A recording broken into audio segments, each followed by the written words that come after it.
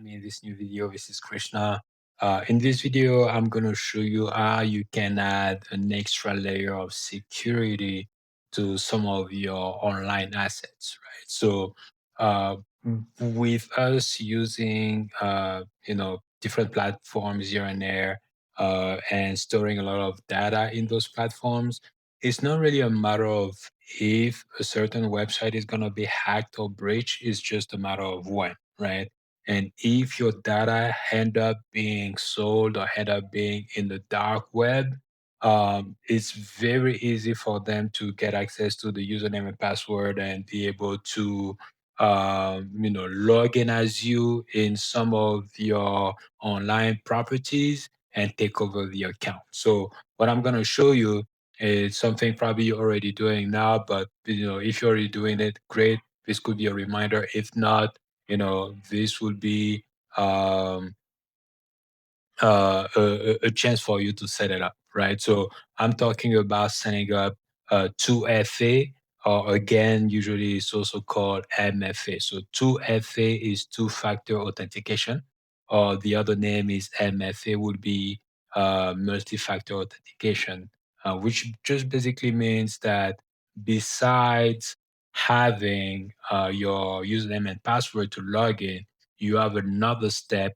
of authentication that you need to set up, right? And usually the other step that you need to set up, they're gonna ask you to set it up either with SMS or with an authenticator application, right? And for the different authenticator application there, you have quite a few. Over here, I just have a couple examples. You have like Authy, you have like 2FS, too fast over here, too fast, 2FS. It depends on how you want to pronounce it. And you have a couple more. What I'm gonna be using over here, I'm going to be use Proton Pass. So you have some of the password managers. So example is going to be one password or even Bitwarden. If you're already using them as password manager, they have a way of storing as well the 2FA token that's going to be generated, right? And we're going to get there. But basically to come back to, the setup over here is when you need to set up a two-factor authentication, you can either do it by an SMS or by an authenticator application like the two that I mentioned here. It is best to do it with an authenticator application. The reason that is because it's more secure. With SMS, you have uh, there is a vulnerability where hackers can actually do some type of SIM swapping. So let's say your data is breached. It's not only going to be the username and password that's going to be found in the dark web. It's basically a lot of your other information, birth date, where you work, and some other sensitive data. With that, they can basically call your phone provider and identify as you, right? And with that information, they can say that they've lost the phone, they have a new phone number, and do a phone number port, or again, it is called SIM swapping. So with the SIM swapping, even though you have set up two-factor authentication, when the code of the two-factor authentication is going to be sent to the SMS, because they have done a SIM swapping, the code is no longer reaching you. It's gonna reach the bad actor, and at that point, they basically have access to your online property and just do whatever they need to do, right? So that's why it is recommended to have, an authenticator application is better. So yeah, so let's get started. So here's an example. I just created an account with Trello over here just to show you a lot of those online properties now are gonna give you, not everyone, but more and more people are doing that, and they should, right? At least give you the opportunity to set up two-factor authentication. If they really care about security, they really should be doing that.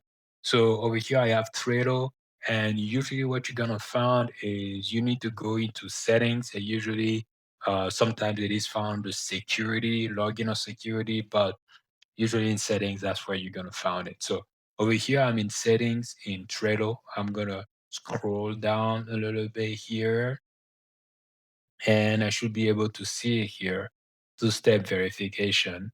So, in all the different properties that you have online, website that you usually log in, is going to be two-step verification on the security or on the settings. So over here, I'm going to click configure two-step verification because Trello was bought by Atlassian. So over here, it is redirecting me to the Atlassian because now it's just under one umbrella. It's letting me know that it has not been the two-step verification or two-factor authentication has not been set up over here. So it is disabled. I'm gonna just provide the password over here that is asking me. So it's just asking me to set it up. I'm putting my password here, and over here is giving me the option to set up the Authenticator application or security key. The security key is with something physical that we're not going to cover. What I want to cover over here is the Authenticator application. So I'm going to click on that, and usually what you're going to see is actually, also, I had already done it, but just give me one second. Let me just. But so usually, what you're gonna see is gonna be this QR code that is gonna that are gonna that's gonna appear. With the QR code, if you have another application like the Authenticator over here, it's very easy for them to when you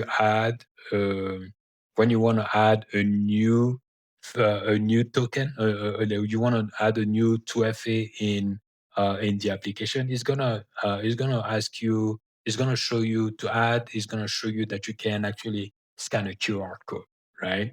And what the information of the QR code here is basically just this key over here, right? That's just what this QR code is. That's the information written over this QR code. So once you scan it, automatically with those applications, they just add it really quickly and they're going to provide your code. Um, with what I want to show you right now, because I want to set it up, and it actually seems like I had already set it up. I want to set it up in something like Proton Pass over here, but it's going to be the same if you have like Bitwarden on one password. Um, Usually those applications have a way actually to scan the page for any QR code, but you're also going to have the option of adding this key.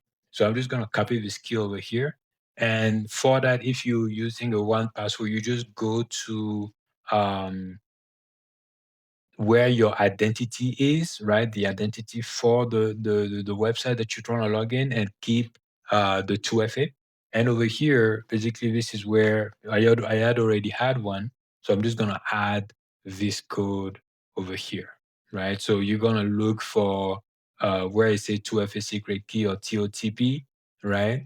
That's going to be the place where you need to add it. And then you click on save, and then it's going to provide you this 2FA code over here, right? So once you have the 2FA code, you just click on that, and you just come up here to add the 6-digit code and just connect, and then you have it, right? In this case, it's also telling me to save this emergency recovery key, which is also very important, just in case you have something that happens, with, let's say you're not able to log in here. If you have this saved somewhere, if you're not able to log in, it's going to ask you, you can basically provide this code over here, and you're going to be able to have access to your accounts, right? So now the two-step verification is enabled. So very short video. I hope it was short, but just a reminder for you to set two-step verification or two-factor authentication in most of, if not all of your online properties. You can do it with an Authenticator application, which is a standalone, and which I prefer. Actually, I prefer this setup.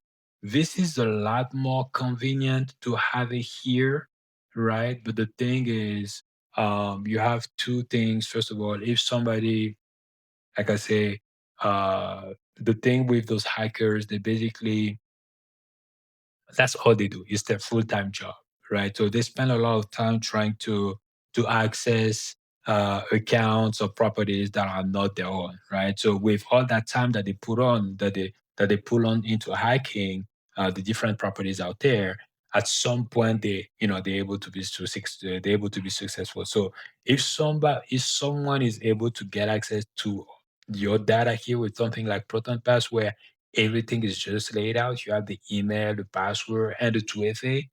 You just pretty much hand it, the keys to all your properties, right? But if you separate this, so even if that information end up being leaked, right? The email and the password, but because the 2FA is in a different application that is totally separate, you add and you still have that extra layer of security that you have set up. So, you can have the setup, the 2FA in those authenticator, but if you want a little bit more um, convenience, right? You can have it in something like one password as well, which is going to be a setup similar to Proton Pass or even Bitwarden, where you're going to be able to add the 2FA directly with the identity of the website you're trying to log in. So that's what I wanted to show you. I hope you set it up. I hope you like the video, and I will talk to you in another video. Hey guys, thanks for watching. If you like the video, make sure to hit like, subscribe, and share with some friends. If you're a small business owner looking for peace of mind, head over to vanguardbear.com for a free website security audit and learn more about our services. And I will catch you in the next video.